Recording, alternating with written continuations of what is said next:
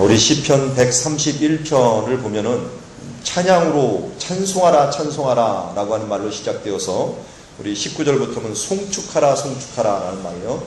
하나님을 찬송하라, 그리고 하나님께 축복이 있을지어다 라고 하는 송축하라 라고 하는 말로 이 마무리를 하는 것을 보게 됩니다.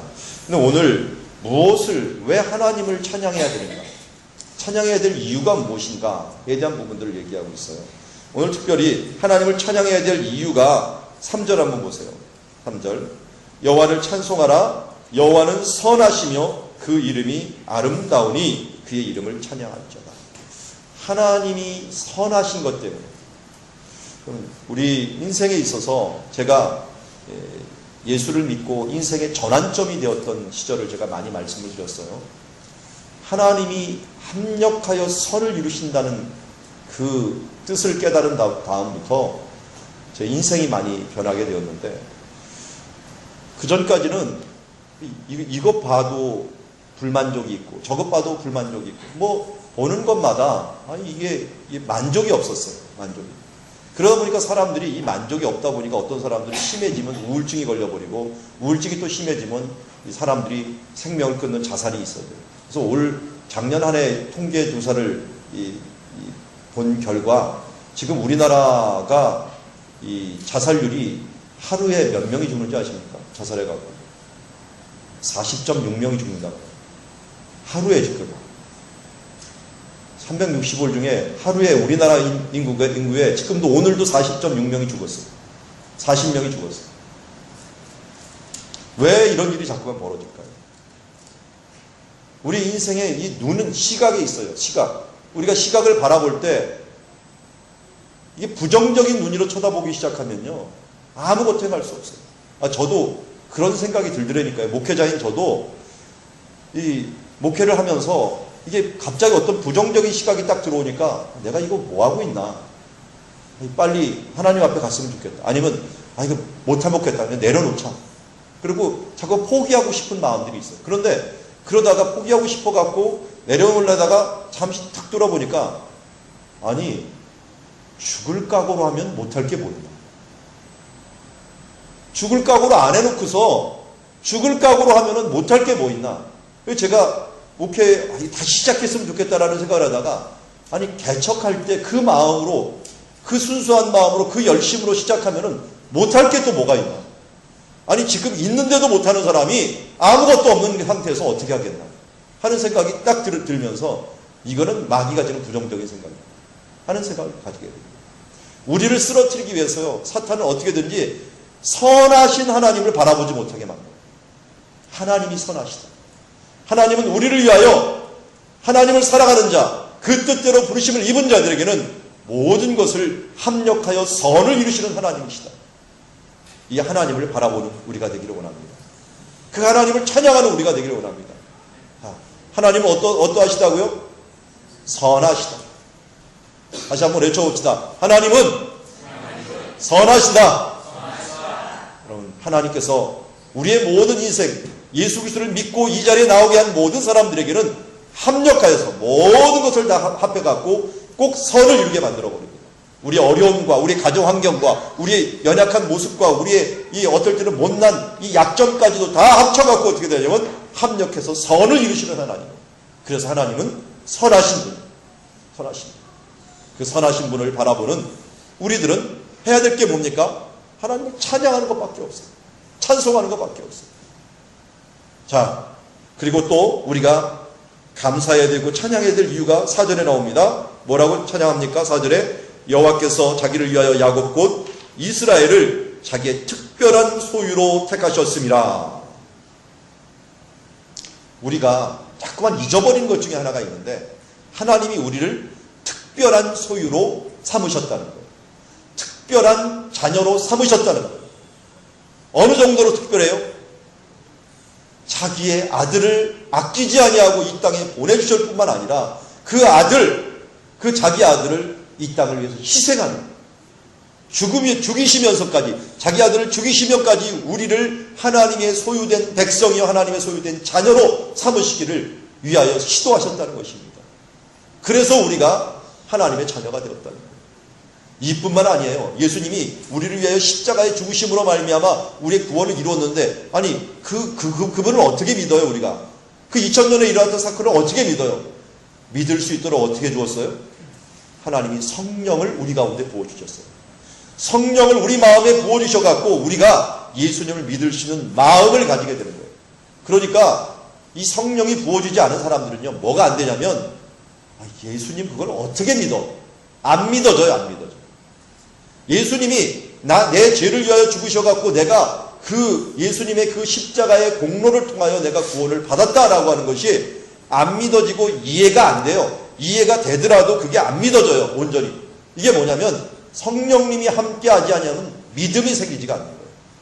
이 믿음은 어떻게 생기느냐? 에베소 2장 8절 말씀처럼 은혜가 주어집니다. 너희가 그 은혜로 인하여 믿음으로 말미암아 구원을 얻었나니 이것이 너에게서 난 것이 아니요 하나님의 선물이라. 행위에서 난 것이 아니니 이는 누구든지 자랑하지 못하게 하려 함이라 라고 말씀합니다. 우리 어느 누구도 자랑할 수 없는 것은 성령님을 예수 그리스도가 승천하면서 승천하신 다음 10일 뒤에 각 사람들 가운데 성령님을 부어주심으로 예수를 믿게 만들었고, 그 믿은 사람들이 또 전하니까 그 사람들이 예수님을 믿을 때 또 성령님이 그들 가운데 내려오셔서 그 마음속에 예수님을 믿게 만들었습니다. 그래서 우리는 특별한 존재가 되었어요.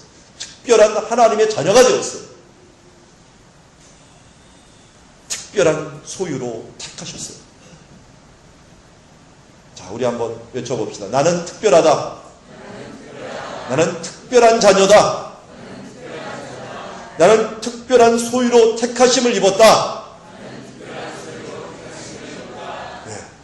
오늘 성경이 그렇게 얘기합니다. 2000년간 이어왔던 이 성경이, 아니 이 정확히 기록된 데를 떼자면 3500년 전부터 기록되었고 1.1획도 변함없이 기록되었고 이제까지 기적적으로 왔던 이 성경이 분명히 우리에게 말씀하기를 하나님은 선하시다. 그리고 너희들은 하나님의 특별한 자녀들이다. 하나님께 나온 특별한 자녀들이다. 라고 하는 이 사실들을 잊지 마. 나는 특별하다. 나는 특별하다. 영어로 얘기를 하면은 I am somebody예요. 말이 좀 이상한데 I am somebody. 뭐 우리 영어로도 한번 해볼까요? I am somebody. I am nothing이 아니에요. 나는 아무것도 아닌 존재가 아니에요. 나는 특별한 존재. I am somebody. 왜? 내가 이곳에 나온 자체만으로도, 내가 예수님을 이 마음에 믿어지는 그 자체만으로도 예수를 그 나를 위해 죽으신 공로와 성령께서 나와 함께 하신다는 것이 바로 증명이 되었기 때문에 내가 하나님을 찬송하는 자녀가 되는 거예요. 찬송하는 자녀. 그러면서 우리가 그 뒤에 나오죠. 이제 하나님의 이러한 소유된 백성이 된 사람들이 가져야 될 마음 자세들. 6절 보세요. 여호와께서 그가 기뻐하시는 모든 일을 천지와 바다와 모든 깊은 곳에서 다 행하셨도다. 안개를 땅끝에서 일으키시며 비를 위하여 번개를 만드시고 바람을 곳간에서 내시는도다. 만물을 만드시고 만물을 유지하시는 그 하나님을 믿게 됩니다. 그래서 우리가 하나님을 믿는다는 것은 창세기 1장 1절부터 믿는 거죠. 창세기 1장 1절이 뭐예요? 태초에 하나님이 천지를 창조하시니라. 여러분, 하나님이 창조하셨다는 이 창조주가 되셨다는 것을 믿는 것이 우리의 신앙의 기초예요. 시작이에요. 여러분, 하나님이 창조주라는 걸 믿습니까? 그러면 못할 일이 뭐가 있겠어요? 온 우주를 만드신 분이 우리를 향하여 못할 일이 뭐가 있겠어요? 우리가 특별한 소유된 백성이라고 오늘 성경에서 말하는데 하나님 못할 일이 무엇이겠어요? 만물은 그래서 오늘 창세기 1장 28절에도 내가 너희에게 모든 걸 주는, 내가 생육하고 번성하여 땅에 있는 모든 것을 다스리라. 특별히 사람들에게는 모든 만물들을 다스리는 권한을 주었어요. 권한을. 그러기에 우리가 하나님 앞에 기뻐하며 우리가 다스리는 권한을 갖고 이 땅을 통치하는 통치자로 서 있게 되는 것을 보게 됩니다. 그런데 반대로 사람들이 15절 하는 말씀 보세요. 열국의 우상은 은금이요. 우상을 만들어요. 근데 우상을 만드는 거 여기서는 은금이라고 하는데요. 히브리어로는요. 지금도 이스라엘 사람들에 가면은요. 돈 얘기를 하면 돈을 히브리어로 뭐라 합니까? 캐셉이라고 불러요. 캐셉이 뭡니까? 라고 보면 캐셉은 돈인데 은이라는 거예요. 옛날은 은을 돈의 단위로 삼았어요. 그래서 히브리 말로는 돈이 은이에요. 은. 그러니까 은금으로 우상을 만들었다는 것은 또 한마디로 돈이 우리들의 우상이라는 거예요. 근데 사람들은 이 돈을 위하여 인생을 살아가는 사람들이 있어요. 이 사람들은 뭐예요? 결국은 우상을 섬기는 사람들이랑 마찬가지예요. 이 돈을 위해 사는 사람들 한번 생각해 보시죠. 16절 보세요.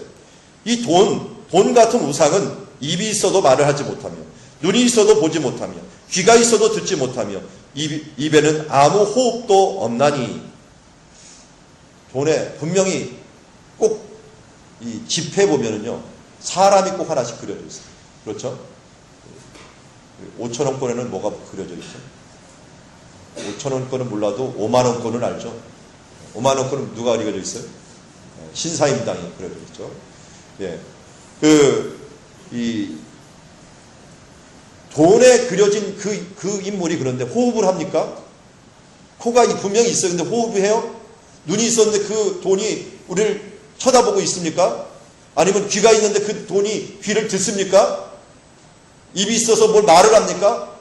돈은 분명히 그냥 돈일 뿐이에요. 그것이 말을 하거나 호흡하지 못하는 존재. 그런데 그 돈을 위하여 살아가는 사람들은 오늘 성경에 뭐라고 얘기합니까? 18절. 그것을 만든 자와 그것을 의지하는 자가 다 그것과 같으리로다. 하나님이 참 사람을 저주하는 말을 했어요. 너희가 돈을 의지하고 그것을 따라가는 자가 있느냐? 돈과 같이 돼버려라. 돈같이 호흡도 못하고 듣지도 못하고 보지도 못하는 죽은 자와 같은 자가 내가 되려고 하느냐라고 말하는 거예요. 우리가 만물을 주관하시는 그 주님 앞에 그분을 의지하고 하나님을 바라고, 돈은 수단이에요. 굉장히 중요한 수단이에요. 그렇지만 목적이 아니에요. 우리 인생이 잘못될 때는 뭐가 잘못되는 거예요? 수단과 목적이 바뀔 때예요. 바뀔 때. 우리 김유경 자매가 수요일 날 저한테 문자를 보내왔더라고요. 목사님 신방할 때 제가 성경을 너무 열심히 치다 보니까 경쟁하느라고 너무 쳐갖고 제가 그랬거든요. 수단과 목적을 가리지 말고. 너무 경쟁하느라고 치는 바람에 성경의 내용에서 은혜를 받아야 되는데 그 은혜를 받지 못하고 치는 데만 너무 초점을 맞추지 말라고 신방하면서 얘기를 했더니 그걸 갖고 깨달은 모양이에요. 깨달아갖고 이 문자를 보내오면서 내가 그 본질을 잃어버릴 뻔했다고 하면서 본질을 되찾겠다고 그러는 바람에 갑자기 속도가 뚝 떨어졌더라고요.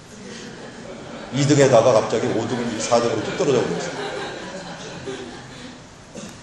또 오은정 집사님 1등을 계속 달렸는데 거기 또 얘기를 했더니 거기는 그 비슷한 얘기를 했는데 거긴 또 너무 은혜를 받아갖고 막 애들까지 또 열심을 내갖고 애들이 갑자기 성경 치다가 은혜 받아갖고 막 자기 다짐서를 갖다가 썼대요.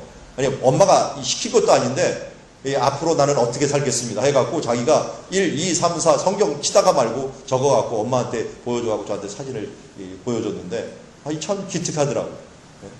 이렇게 또 우리가 하는 선한 것에 열심을 내고 본질을 잃지 않고 나가는 삶들을 살다 보면은 하나님께서 우리 마음을 움직여 주셔요.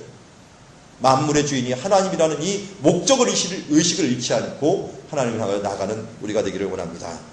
그뿐만 아니라 8절부터 보면요, 애굽 얘기를 해요. 그리고 10절에 보면 이 가나안 땅을 정복하는 얘기들을 해요. 이런 모습을 보면서 뭘 얘기하냐면 역사를 주관하시는 하나님을 얘기합니다. 그럼 우리들의 삶의 역사를 누가 주관해요? 하나님께서 인도해 주셔요. 우리들의 인생을 인도하시는 하나님에 대한 부분들을 찬양합니다. 그래서 우리가 하나님의 소유된 백성이 되다 보니까 그냥 하나님의 소유 백성으로 그냥 딱 만들어 놓은 게 아니라 우리를 위하여 하나님께서는 모든 물질과 만물들을 이용하셔갖고 우리를 보호해 주셔요. 그뿐만 아니라 우리들이 살아가는 그 여정을 성령님을 통하여 천국에 갈 때까지 인도해 주셔요. 그게 바로 역사를 주관하시는 하나님, 역사와 함께 하시는 하나님이 우리를 주관하셔갖고 결국 하늘에 마지막 이를 때까지 우리를 인도해 주시는 하나님. 그래서 로마서 8장에서는 하나님께서 절대 어떻게 해서요? 그리스도의 사랑에서 우리를 끊을 자가 결코 없다라고 말씀하고 계십니다. 오늘 주님 나라 갈 때까지 하나님께서 우리를 꼭 보호해 주시고 인도해 주실 줄 믿습니다. 그럼 우리가 해야 될 것이 무엇입니까? 오늘 19절부터 말씀 둔 것처럼 이스라엘 족속아 여호와를 송축하라. 아론의 자손아 여호와를 송축하라. 레위 족속아 여호와를 송축하라. 여호와를 경외하는 너희들아 여호와를 송축하라. 예루살렘에 계시는 여호와 시온의 찬송을 받으실지어다 하면서 송축하는 삶을 살아가는 우리가 되기를 주의 이름으로 축원합니다.